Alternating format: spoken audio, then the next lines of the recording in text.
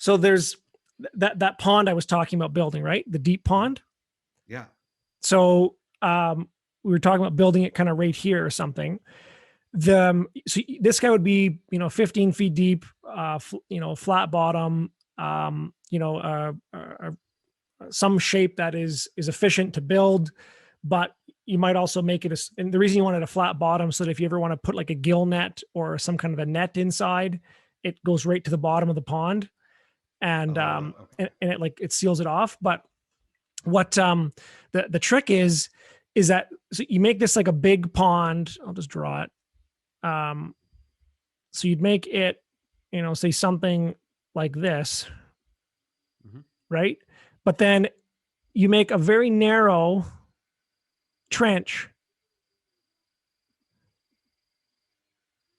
that goes out into the water, and you'd make this as narrow as you can to get down to the bottom of this water body. So this is 5 feet. You'd go down 5 feet and then make it wide enough so that you could still have your side slopes, proper. So, like if it's say it's 5 feet down, you want a 1-to-1 side slope. It'd need to be 10 feet wide at the top, right? If it went down to like a V or something like that.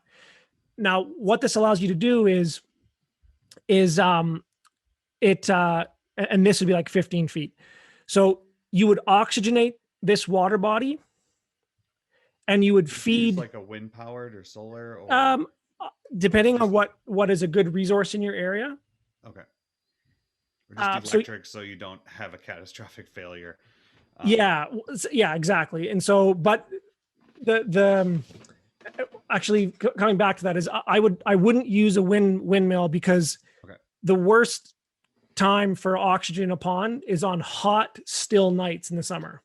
That makes sense. Okay. And so if it's hot and still, you've typically had really good sunlight for the whole day, and you should have, so at least solar, maybe both.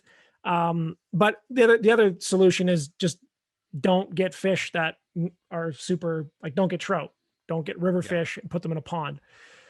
But build it and see what native fish want to be there anyway. Exactly.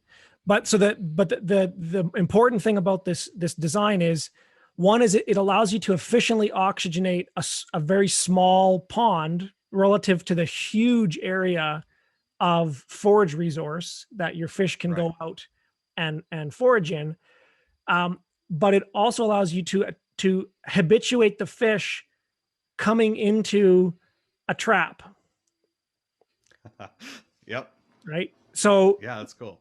So then all you need to do is just design some kind of a slide gate that, you let all the fish come in, you close the gate, and then you can spend, a few days kind of harvesting the fish, grading them, sizing them, throwing the small ones back, whatever you're going to do. And so like you can oxygenate this, you can feed them in this area. It'll be a deep winter area that they'll overwinter in, and all that good stuff.